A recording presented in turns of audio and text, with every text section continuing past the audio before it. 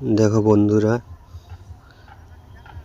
जी শসা গাছ। দেখো বন্ধুরা সামনে যাচ্ছি, ভিতরে ঢুকতে পারছি না। দেখো চারপাশে নেট দেওয়া আছে, চারপাশে নেট দেওয়া আছে। দেখো শসা গাছ, শসা গাছ ফুল দিয়েছে, শসাও ধরেছে। দেখো ঝিঙা গাছ দেখতে পাচ্ছ, ঝিঙা গাছ আছে, ঝিঙা গাছে ফুল দিয়েছে।